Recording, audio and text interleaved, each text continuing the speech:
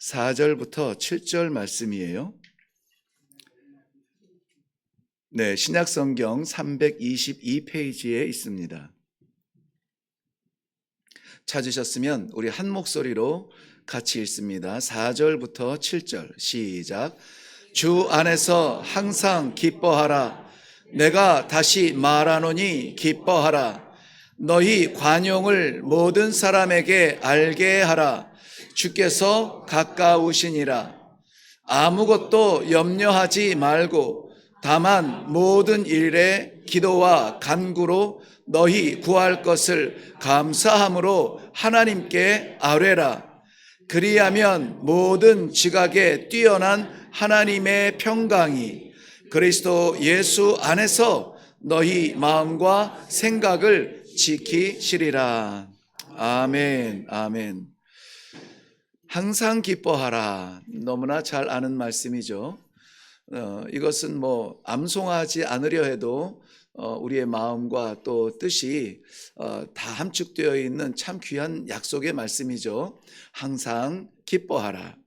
오늘 말씀은 빌립보 교회에 하나님께서 바울 사도를 통하여서 이렇게 편지를 쓴 내용이에요. 바울 사도가 복음을 전하다가 감옥에 갇힌 일들이 있죠. 그런데 그가 감옥에 갇혀서 편지를 쓴 게 4편의 편지가 있습니다. 에베소서와 빌립보서, 골로새서와 빌레몬서, 이렇게 4편의 13권의 책 중에서 4권의 책은 감옥에서 쓴 것이어서 우리는 옥중서신이라 이렇게 기억하기도 합니다. 근데 옥중에서 쓴 그 편지 가운데 에베소서와 골로새서는 조금 교리적이고 가르치는 내용이고 잘못에 대해서 수정하려고 하는 안타까운 마음이 담겨져 있어서 때로는 엄격하게 기록되어진 그러한 글들이 에베소서하고 골로새서예요. 근데 동일하게 감옥에서 썼는데도 불구하고 사랑의 편지처럼 안타까움의 연애 편지 같은 그러한 표현과 마음이 담겨져 있는 편지가 오늘 말씀 읽은 빌립보서하고 빌레몬서예요. 좀 개인적인 편지, 빌레몬서 같은 경우에는 개인에게 쓴 편지이기도 하고요. 이 빌립보서는 빌립보 교회를 향한 편지이기는 한데 어떤 가르침보다는 사랑의 마음을 좀 나누고 싶어서 애틋한 고생하는 자녀에게 위로의 편지를 쓰듯한 그런 내용이 담겨져 있습니다. 빌립보 교회는 쉽지 않게 개척이 된 교회죠. 하나님께서 바울 사도를 복음의 사도로 부르시고 선교사로 택해 주셔서 이방의 복음을 전하도록 그렇게 불러주셨습니다. 그래서 1차 선교를 마치고 돌아와서 기도하던 중에 여전히 발닿지 않은 소아시아 지역 내륙까지 들어가서 복음을 전하고자 그렇게 아시아 지역을 향했던 바울 사도의 그러한 순종으로 2차 선교가 시작이 되죠. 그런데 정말 주를 위한 복음을 위한 낯선 곳 두려워하지 아니하고 달려가는 바울 사도의 길을 막으시고 오히려 저에게 드로아에 보내시며 내가 왜 이 드로아에 와 있죠? 성령께서 그에게 바다 건너 빌립보 땅을 밟게 하십니다. 이것은 바울 사도의 계획도 아니었고 열정도 아니었습니다. 성령께서 인도하시는 대로 순종하여 갔더니 바다를 건너서 신세계인 이 유럽의 땅을 밟게 되죠. 그래서 그 유럽의 땅의 첫 번째 성을 도달하는데요. 그것이 우리가 잘 아는 빌립보라고 하는 성입니다. 이 빌립보라고 하는 성의 원래 이름은 크레니데스라고 하는 곳인데요. 크레니데스라고 하는 그 땅의 이름의 뜻이 무엇이냐면은 작은 우물이라 이런 뜻이에요. 작은 우물. 그럼 왜 이 작은 우물밖에 없는 곳에 이런 사람의 공동체가 세워졌냐면 이 빌립보라고 하는 곳은 아시아, 즉 지금의 터키죠. 아시아와 유럽의 사이를 가로막고 있는 에게해를 다다르기 전 마지막 바닷가에 이르기 전에 약 바닷가에서 16km 정도 떨어져 있는 곳입니다. 그래서 그 내륙을 통해서 유럽의 이곳저곳에서 이 에게해를 건너기 원하는 그러한 사람들이 이 광야 같은 그러한 마케도니아 지역을 지나와서 마지막 위로를 받고 새 힘을 얻고 항구로 내려갈 수 있는 그러한 곳이에요. 제가 일부 예배 때에도 갑자기 생각이 나서 이렇게 비교를 해 줬는데요. 우리나라도 이 한양을 향해서 지방에서 달려오던 사람들이 마지막 한양 그 도성 한강을 건너기 전에 그 수고한 기력을 다한 말에게 죽을 쑤어서 먹였다는 그러한 곳이 있죠. 말죽거리, 예, 예. 지금 우리 양재동 아주 고급스러운 타운이 됐지만은 말죽거리는 한양을 향해서 가는 사람들의 마지막 기력을 회복하는 곳이었고, 또 지방을 향해 가던 사람들이 한양에서 싸운 도시락 다 떨어지고 거기에서 새로운 힘을 얻고 시작할 수 있는 곳이 말죽거리였는데요. 이 빌립보는 바로 그러한 곳이에요. 그래서 이 작은 우물밖에 없던 이곳에 주전 534년에 필립 2세라고 하는 사람이 그리스의 왕이죠. 마케도니아의 왕인데요. 우리가 잘 아는 알렉산더의 아버지이기도 하고요. 이 필립 2세라고 하는 사람이 그곳의 중요성을 알고 그곳을 새로운 뉴타운 도성으로 만듭니다. 그리고 신도시처럼 계획해 놓고 거기에 자기 이름을 붙여서 필리파스, 그래서 빌립보라는 이름으로 그렇게 도성이 세워집니다. 그런데 이제 로마가 패권을 잡고 나서 로마가 바라볼 때에도 이 빌립보는 너무나 중요한 도시죠.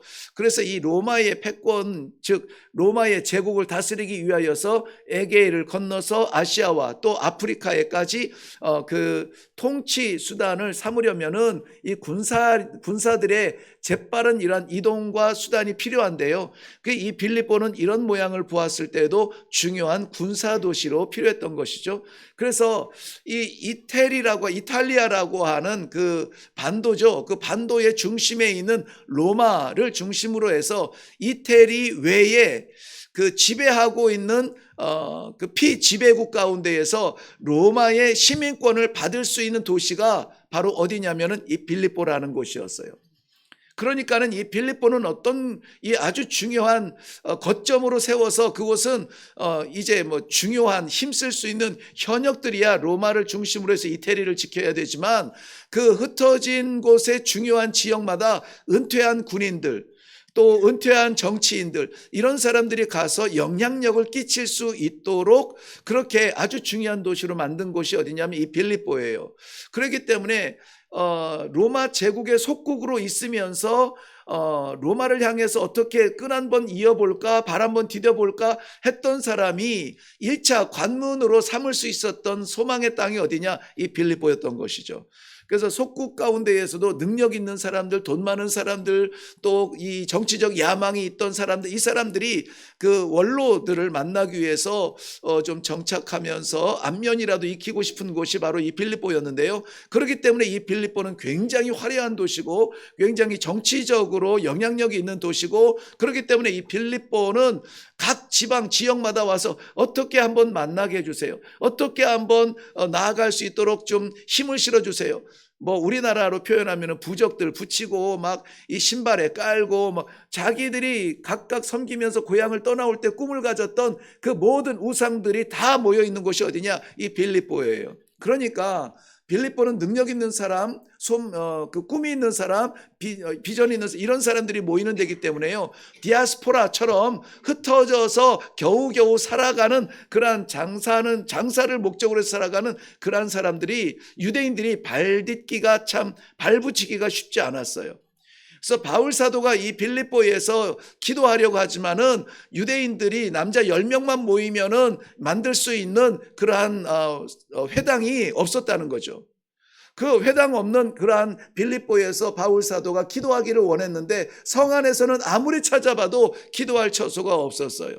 온갖 사람들은 다 정치에 로마에 거기에만 이렇게 방향성이 정해져 있기 때문에 뭐 종교도 다 우리의 성공을 위해서 쓰는 종교지 우리가 정말 그 신을 향한 섬김의 종교가 보이지 않는 거예요. 기도 처소가 없어요.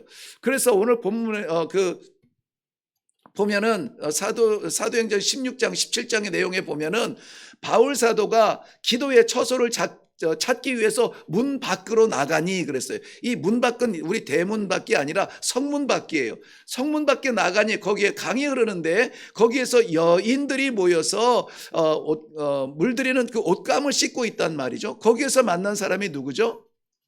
루디아라고 하는 여인이에요. 이 루디아라고 하는 여인이 성 안에서 장사할 수 있지만 그러나 성 밖에 많은 물이 필요하기 때문에 나와서 그 염색 옷을 하고 있는데 그 루디아를 하나님께서 바울 사도와 만나게 하십니다.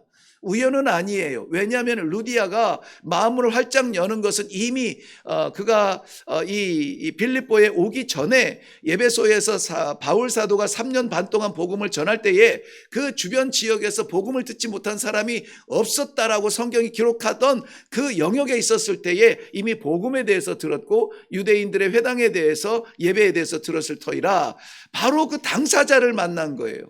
내가 기도할 곳을 찾고 있다고 했는데 그 예수 그리스도를 믿고 예수 그리스도를 예배하는 그 사람들이군요. 그러면 우리 집에 와서 기도하세요 하고 자기의 집을 공개하여서 그곳에서 처음 기도의 처소가 되고 그곳이 빌립보 교회가 됩니다. 성 안에서 그 회당의 유대인들의 응원을 받으면서 시작될 수 있는 그러한 교회도 아니었습니다. 네, 그런데 이렇게 시작되어진 빌립보 교회의 성도들은 어떤 사람들이냐? 나중에는 다양한 사람들이 모일 수 있었겠지만 그런데 초기에 빌립보 교회를 형성했던 성도들은 대체로 이런 사람들이었다라고 합니다. 바울 사도가 이 빌립보에 도착을 해서 기도하러 나아가는데 한 여인이 귀신 들려서 점쳐주고 그 점쳐준 대가로 동전을 받고 그 동전으로 자기를 부리는 그 주인을 배불리게 하는 그러한 여인을 보게 되고 귀신에 사로잡힌 그 영을 불쌍히 여겨서 귀신을 쫓아냅니다. 귀신을 쫓아내서 그 여자가 제정신이 되죠. 그런데 여자가 제정신이 되면 배 아프고 손해보는 사람이 하나 있어요. 그 여자를 사용해서 돈 벌던 그 주인이 괘씸하게 여겨서 수입이 끊어진 것을 분이 여겨서 이 바울을 고소하게 됩니다. 이자가 와서 우리의 사업을 망가뜨렸다. 그리고 우리가 받지 못할 소리를 전한다 해서 바울 사도는 복음을 전하다가 그 영혼을 사랑하다가 귀신을 쫓아내다가 감옥에 갇히게 됩니다.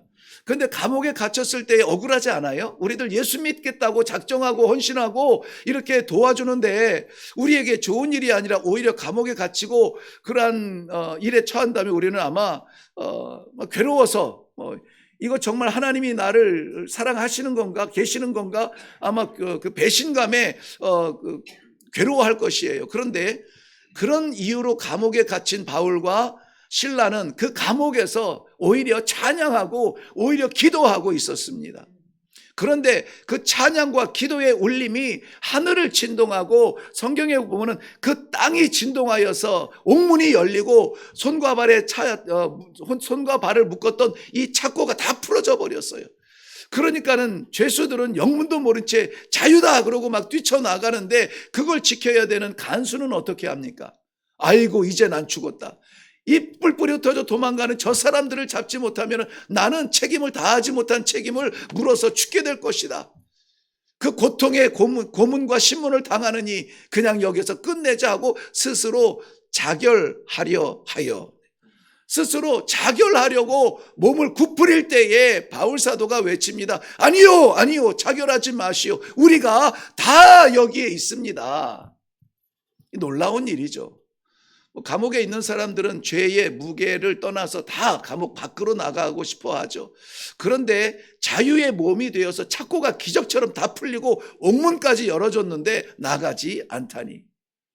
거기에서 이 사도 바울은 육신을 옥죄는 이러한 사슬이 아니요 영혼을 옥죄는 그 사슬을 풀어 자유함에 대하여서 이 죄수의 그 죽고 싶은 그 생명의 영원한 생명을 소개할 기회가 나오는데요. 이 죄수는 바로 그러한 바울 사도에게 아니 그러면은 나는 어찌하면은 그 생명을 살 수 있겠습니까? 영생에 대하여서 물어볼 때에 우리가 잊지 못할 중요한 복음을 선포하게 되는데요. 주 예수를 믿으라. 그리하면 너와 내 집이 구원을 얻으리라. 근데 이 말씀을 선포하게 하시고 하나님께서는 간수의 마음에 감동을 주시어서 방금 전까지 죄수였던 바울 사도와 실라를 자기 집으로 초대를 하게 됩니다. 자기뿐만이 아니라 정말 그 생명이 영원한 생명이고 예수 그리스도로 인하여서 우리가 누릴 생명이라면은 나뿐만이 아니라 우리의 가정도 구원해 주세요. 그 복음을 받고 온 가족이 세례를 받습니다. 세례를 받는다는 것은 행사를 치렀다는 것이 아니라 저들의 삶이 이전에 살아온 삶이 아니라 예수 그리스도로 인하여 살겠다고 작정한 그러한 사람들이라는 것이죠. 그 사람들이 바로 이 빌립보 교회의 처음 성도들로 구성되었다라고 그렇게 이해를 하고 있습니다. 신학자들과 교회사를 기록하고 해석하는 사람들도 동일한 뜻으로 그렇게 바라보고 있습니다. 그런데 그 애틋한 그 어디를 가나 생각나는 그 간절한 사람들, 그렇지 않겠어요? 죽을 병에서 나은 사람을 생각만 해도 마음이 애틋하고 요즘은 어떠세요? 건강은 괜찮으세요? 이렇게 물어보는데 귀신 들려 제정신으로 살지 못하던 그 불쌍한 여인, 기도의 자리에서 예배 공동체 가운데 함께 기도하는 아름다운 모습으로 변화되는 그 모습을 눈으로 본 바울 사도가 그립지 않겠습니까? 저희는 이 동일한 사람들과 함께 예배를 드리면서도 오늘은 뭐 좋은 일이 있으신가 보다, 많이 힘드신가 보다, 낯빛에서 나타나요. 낯빛에서 볼 수 있는데 귀신 들린 사람들 여러분 보신 적이 있으시죠? 네, 그리고 자유함을 입은 사람을 보신 적이 있습니까? 정말 간밤에 흑암의 그 간밤에 몰아닥쳤던 폭풍우가 지나간 다음에 아름다운 태양빛이 비치는 아침의 태양처럼 아름다워지는 거, 깨끗하게 보이는 거죠. 이 여인은 그러한 모습으로 예배를 드렸을 것이고요. 또 이 죄수도 역시 그러한 모습으로 예배를 드렸을 이 빌립보 교회의 성도들. 바울은 지금 옥에 갇혔으나 빌립보 교회만 생각나면은 그립습니다. 너무나 사랑스러운 우리 성도들을 기억하며 그리워요. 보고 싶은 생각 간절해요. 염려돼서가 아니에요. 사랑스러워서. 그래서 이 바울 사도가 빌립보 교회 성도들을 생각할 때에는 사랑의 마음이에요. 빌립보 성도들이 바울 사도를 생각할 때는 아이고 우리 어르신, 우리들에게 복음을 주고 나에게 자유를 주고 나에게 예수 그리스도를 소개하고 하나님의 나라를 바라볼 수 있는 성도가 될 수 있도록 길을 안내해 주시고, 그런데 지금 감옥에 갇히셨대. 안타까운 마음으로 어떻게 하면 우리 바울 사도, 우리 목사님을, 우리 사도를 도울 수가 있을까? 오늘 뭐 루디아 여인을 중심으로 했겠지만은 바울 사도가 옥에 갇혀서 시절을 보낼 때마다 이 빌립보 교회에서는 끊임없이 재정적으로 혹은 사람을 보내어서 소식을 전하며 계속해서 이 바울 사도를 도왔다라고 하는 기록들이 있습니다. 그러니 빌립보 교회가 바울 사도를 생각할 때는 안타깝고 그 괴로운 심정이에요. 두려운 마음입니다.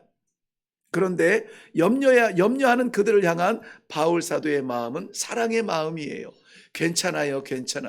나는 이 사람들이 나를 가둔 줄 알지만 나는 갇힌 자가 아니에요. 당신들을 생각하면 행복합니다. 사랑합니다.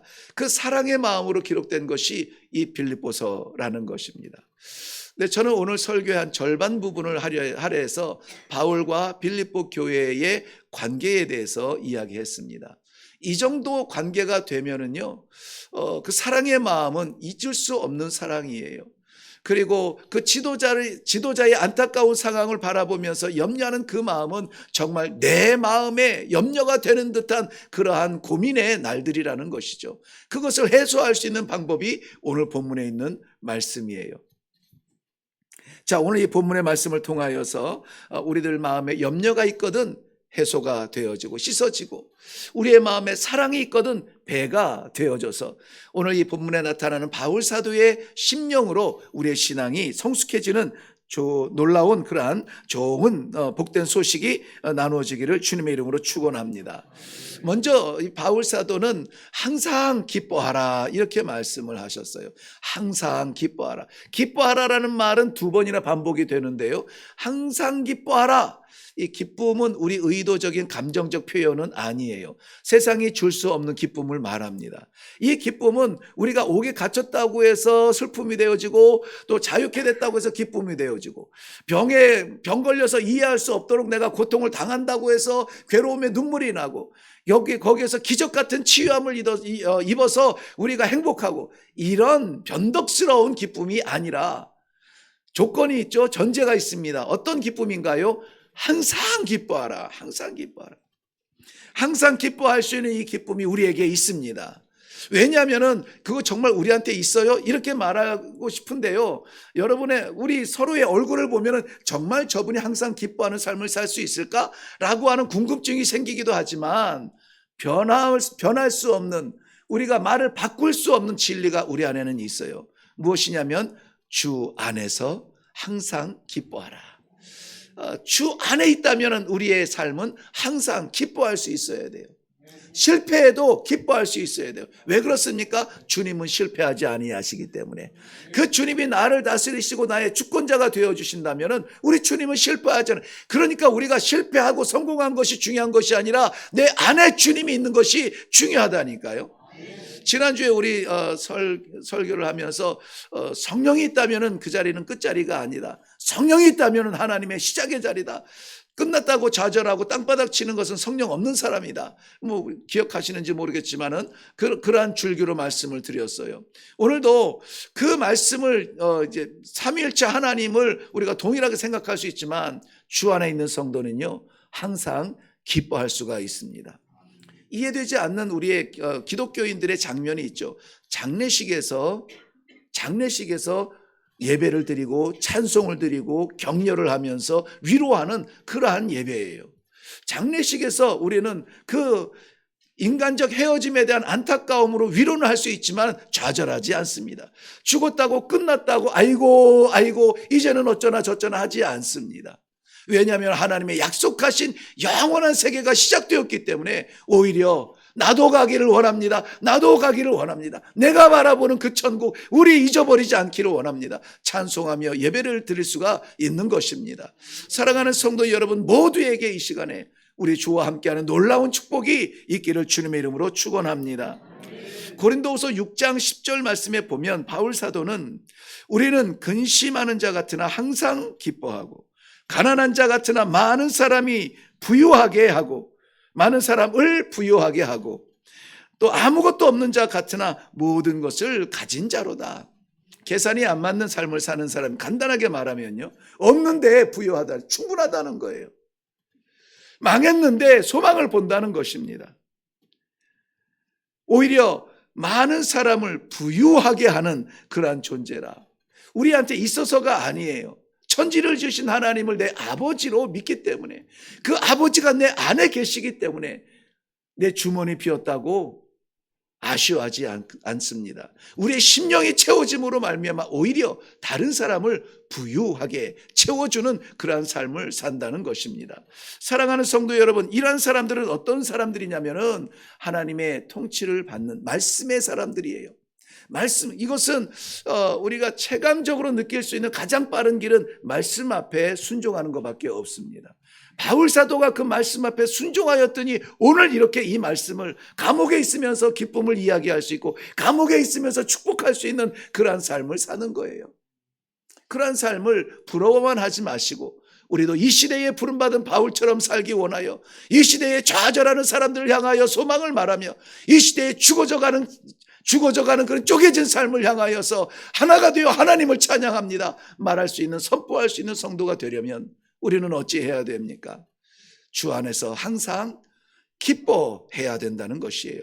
왜 기뻐하라고 이렇게 권면하지 않고 해야 된다라고 이렇게 말씀드리냐면 본문 말씀이 명령어예요. 명령어 문장이에요.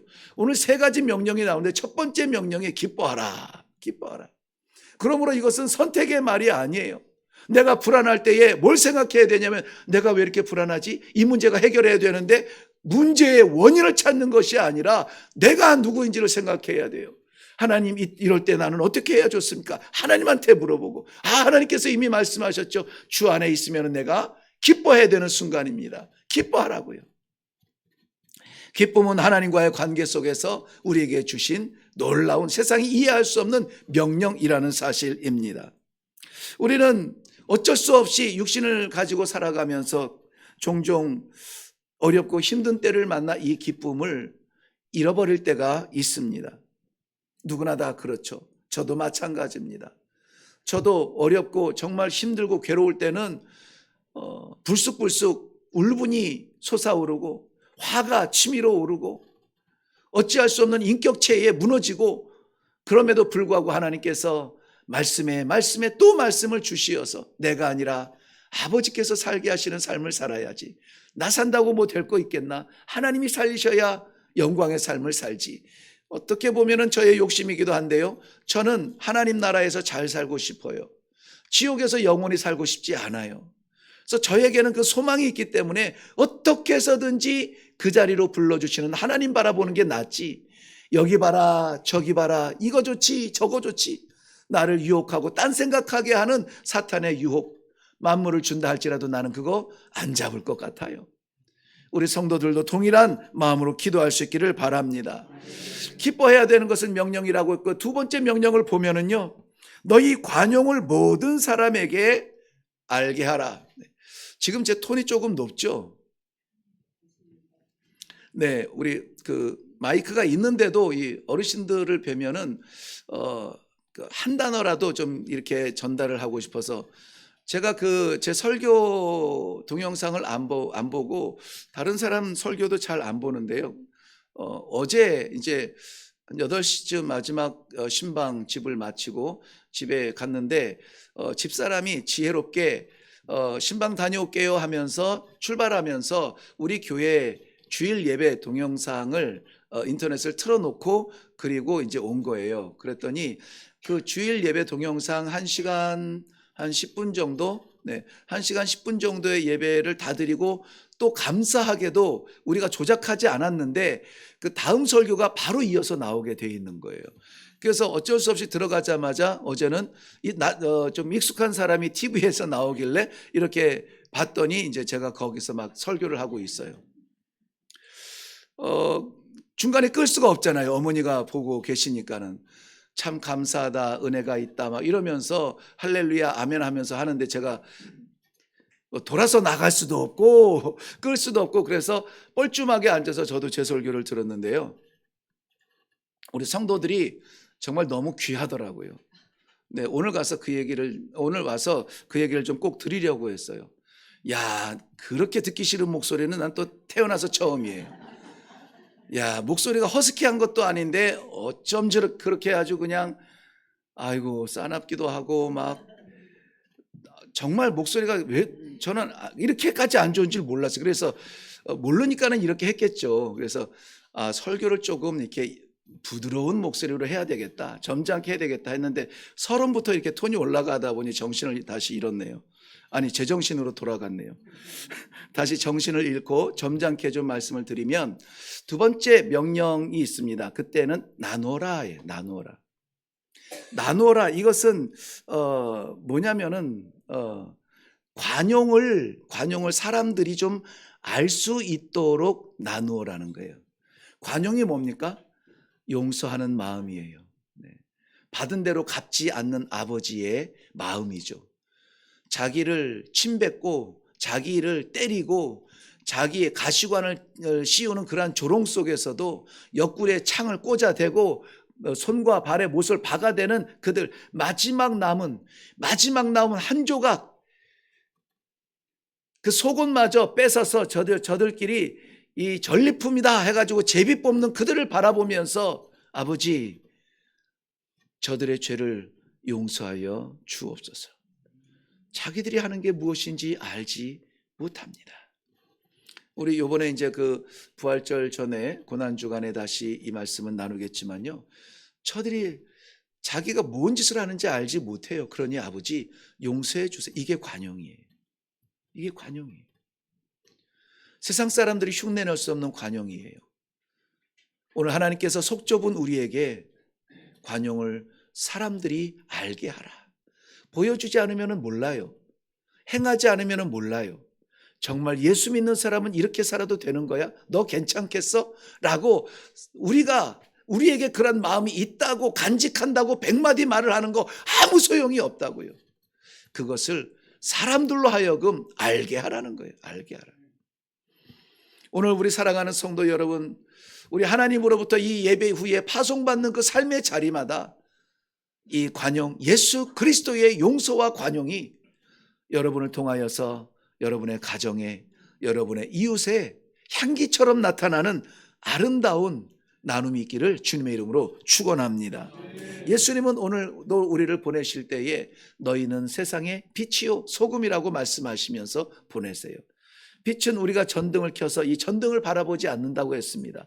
이 전등이 비추는 그 사물을 바라보기 위함이라고 했어요. 하나님께서 우리를 세상의 빛처럼 내보내실 때에는 세상으로 하여금 이 빛을 봐라 우리를 들어서 쓰시는 것이 아니라고요. 우리 때문에 빛을 비추는 것이 아니라 우리 성도들의 이 사랑의 빛, 용서의 빛, 관용의 빛으로 어둠에 있는, 죽음 가운데 있는 그러한 세상 사람들이 살아날 수 있는 생명의 길을 볼 수 있도록 쓰시는 거예요. 이렇게 쓰임받는 복된 하루가 되기를 바랍니다. 또 마지막에 우리에게 명령하신 세 번째 명령은 아뢰어라. 이것도 명령이에요. 네, 우리가 뭐 문제가 생기면 막 달려와 가지고 주야 하고 외치는 이게 아뢰는 게 아니라 하나님의 명령이에요. 하나님이 이렇게 명령하지 않으면은 우리 자의에 맡겨버리면은 아무도 찾아오지 않아요. 우리 이 만족, 인생의 삶을 살기 위해서 즐기는데 막 이런 데 쫓아다니느라고 하나님 앞에 서지 않아요. 그래서 명령하는 거예요. 왜 명령합니까? 사랑하니까. 왜 명령합니까? 우리가 이해하는 우리 육신적인 삶에 우리가 이해하기로는 얼굴 좀 보고 싶으니까. 아뢰어라. 하나님 앞에 아뢰어라라고 말하고 있는 것입니다. 근데 이 아뢰한다고 할 때에요, 우리가 가서 하나님은 역시 최고, 내 인생의 선물 막 이러면서 하나님을 찬양하라는 것도 아니에요. 너희가 지금 염려하고 있는 그 문제, 세상에서 끌어안고 끙끙거리면서 살겠다고 골방으로 들어가서 어떻게 하면 좋지? 어떻게 하면 좋지? 이 사람 만날까? 저 사람 만날까? 제발 그렇게 하지 말아라. 때로는 하나님께서 보고 싶어서 이 염려를 우리들에게 주실 수도 있고요. 우리가 마음의 이 염려라고 하는 말의 그 본래 뜻은 마음의 짐, 마음의 무게예요. 염려가 하나, 둘, 셋 이렇게 쌓이는 우리의 마음이 철렁 가라앉아 땅바닥에 철렁 떨어져서 살 소망을 잃어버릴 만큼 심각한 문제를 만났을 때에 어떻게 하라? 아뢰어라 하는 거야. 아뢰어라. 그래서 오늘 본문 그 한 절만 딱 볼지라도 저기 보이는 6절 가운데 보면은요, 염려의 그 반대말이 있어요. 염려의 반대말. 염려의 반대말이 뭘까요? 네? 네. 염려의 반대말 많이 있을 수 있죠. 그런데 우리 성도들에게 염려가 있다면 이 염려의 반대편에서 우리에게 빛을 줄 수 있는 것이 있어요. 기도와 간구예요. 염려로 내가 눌려 있습니까? 벗어나고 싶으면 기도와 간구하세요. 염려와 기도는 마치 시소와 같이 우리의 기도의 능력, 기도의 헌신, 기도의 뜨거움이 불타오를 때는 염려는 사라지게 되어 있어요. 그게 염려로 안 보여요. 죽을 문제가 아니에요. 그것 때문에 망할 문제가 아니에요. 염려될 게 없죠, 그러면은. 그런데요, 스물스물 이 작은 먼지 같은 염려가, 야, 큰일 났는데 어떡하면 좋지? 아이고, 야, 이것 때문에 죽는 거 아니야? 이거 끝장난 거 아니야? 라고 자꾸 우리의 염려를 부추겨서 그거를 바라보면요, 우리의 기도 시간이, 기도의 능력이 줄어들게 되어 있어요. 염려가 우리를 장악하지 못하게 하세요. 기도를 인하여서 하나님의 능력이 우리를 장악할 수, 다스릴 수 있도록 우리가 하나님 앞에 설 수 있어야 됩니다. 염려하지 말라고 말씀하세요. 아랜다는 말씀은 이 내려놓는다는 거예요. 내려놓는 거예요. 우리의 염려를 포장해서 쌀 필요가 없어요. 그냥 하나님 앞에 톡 내려놓으면 돼요. 하나님 어찌하면 좋습니까? 나는 연약하오니 하나님 아버지 힘 주옵소서. 빌립보 교회를 바라보는 이 사도 바울은 당장 가지 못하는 이 안타까움, 아이고 그 사람들 귀신 들렸다가 자유함 받아서 찬양 참 이쁘겠는데 지금도 찬양할까? 이런 것들을 염려하지 않아요. 오히려 기도하며 확신 가운데에서 오늘 선물처럼 주고 있다는 것입니다. 여러분, 왜 이 명령을 이렇게 할까요? 오늘도 이 말씀을 세 가지 명령을 받으니까 마음이 무겁죠? 야, 이걸 어떻게 살지? 마음이 무겁죠? 왜 명령하고 왜 이러한 숙제를 우리들에게 주십니까? 항상 기뻐할 수 있어요? 원하지만 그게 됩니까? 잘 안 돼요. 그래서 명령이에요. 억지로라도 명령을 따라서 기뻐할 수 있도록 우리가 시도해야 돼요. 세상 사람들을 다 용서할 수 있습니까? 여러분, 지금 다 용서의 마음으로 가득 차 있습니까? 아니면 분노의 마음으로 갈라져 있습니까? 2부 예배 때는 제가 침묵하려 했지만은 어쩔 수 없이 우리나라가 지금 그렇게 되어 있어요. 그저 이건 다른 정치 성향이나 다른 아이디어가 아니에요. 완전히 원수가 되어버렸어요. 가족끼리도 말을 못합니다. 뭐 물론 이판사판인 사람들은 가족한테도 얘기하죠. 야, 그거 뭐 어떤 놈이래, 이거 어떤 놈이래, 뭐 이렇게 해서 얘기하죠. 그 정도까지 가면은 나는 정말 그리스도인이라고 보기 어려워요. 그럼에도 불구하고 우리들에게 잊지 아니하시고 이 시대를 맞이하는 우리에게 하나님께서는 긍휼로 세상 사람들이 알게 하라는 거예요. 알게 하라. 용서를 좀 깨닫게 하라. 우리가 그렇게 쓰임 받아야 되는 거예요. 우리가 하지 않는데 어떻게 말할 수가 있겠습니까? 마지막 명령으로 기도하라는 거예요. 기도하지 않으니까. 한국교회가 왜 이 영적 능력을 잃어가고 있다고요? 기도하지 않아요. 기도 자리가 줄어들어요. 실제적으로 한번 우리 교회를 생각해 보면은 여러분 멀리 볼 것도 없어요. 주일에는 와서 올라와 예배는 드리죠. 수요 예배 와서 말씀은 배우죠. 금요 기도회에는 정말 극소수 올라와서 기도에 연명하는 듯한 느낌이잖아요. 그럼에도 불구하고 가장 뜨거운 예배를 드리고 가장 아름다운 향기가 나타나는 자리가 바로 그런 자리인 것은 우리 신앙의 질서지만 말이죠. 오늘 우리 보편적 성도들을 향하여서 우리 하나님께서 바울을 통하여 명령하신 이 세 가지 명령 우리는 꼭 지켜야 돼요. 왜냐하면 명령은 명령에서 끝나지 않아요. 명령 지키지 않으면 죽어가 아니라 이 명령을 지키면 이러한 축복이 있다는 것을 알기 때문에 이야기하는 거예요. 오늘 마지막 7절 말씀 보면은 그리하면 이렇게 시작이 되죠. 그리하면. 앞에서 명령을 했는데 이 명령을 지키면 결과가 있다는 거예요. 명령 자체가 오늘 선포된 말씀의 종점이 아니에요. 이 명령 때문에 오늘 이 말씀을 받는 건 아니에요. 이 빌립보 교회에게 이 명령을 함으로 인하여서 나 없다고 대충 살지 마 하고 명령하시는 것은 아니란 말이죠. 명령하는 데는 이유가 있어요. 하나님이 내게 말씀하실 때는 이유가 있다고요. 그 이유를 알아야 우리가 순종을 하죠. 그런데 그 이유를 친절하게도 오늘 말씀하세요. 7절 말씀 한번 같이 읽겠습니다. 시작.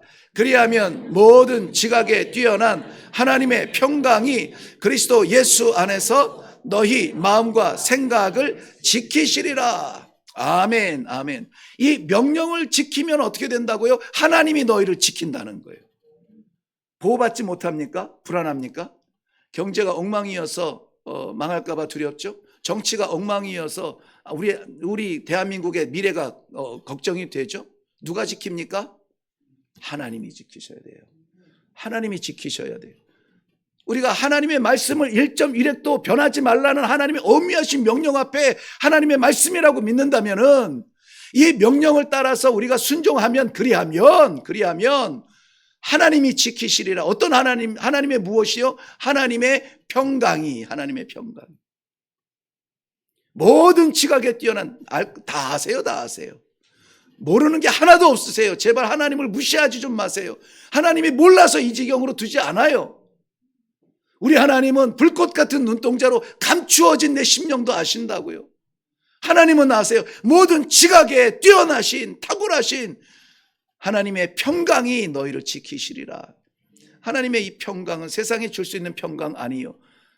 죽음 가운데에서 다 끝났다고 3년 동안 목숨처럼 따라다니던 제자들마저도 숨어서 그토록 믿음에 대해서 강조하고 하나님의 나라를 강조했음에도 불구하고 예수님, 우리 스승님 죽었다고 하니까는 두려워서 숨었던 제자들, 그들 앞에 예수님께서 나타나서 처음 스스로 부활하신 인류 역사에 전에도 없고 후에도 없는 이 처음 놀라운 기적을 맛보는 제자들에게 예수님께서 하신 첫 마디가 뭡니까?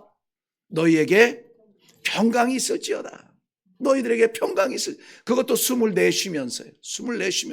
숨, 바람, 호흡, 성령 동일하게 이해하죠. 그 숨을 내쉬면서 평강이 있을지어다. 세상이 주는 평강이 아니에요. 스승님 살아났다고 할렐루야 하는 그 평강이 아니라고요. 하나님과의 관계가 휘장이 아래로부터 위에까지 찢어지면서 누구라도 하나님 앞에 나아가서 아버지라고 부를 수 있는 이 놀라운 생명의 회복이 이루어졌다는 바로 그 평강이 너희를 지키시리라. 오늘 이 말씀은 샌드위치처럼 햄버거처럼 이 앞과 뒤에 중요한 말씀을 가지고 안의 내용을 담고 있어요. 안의 내용은 3가지 명령, 그리고 그 명령을 어렵지만 지켜야 되는 이유, 목적 다 있죠. 어떻게 하면 이러한 삶을 살 수 있습니까? 시작할 때 예수 안에서, 주 안에서 그랬죠. 마지막 7절 끝날 때는 뭐라고 합니까?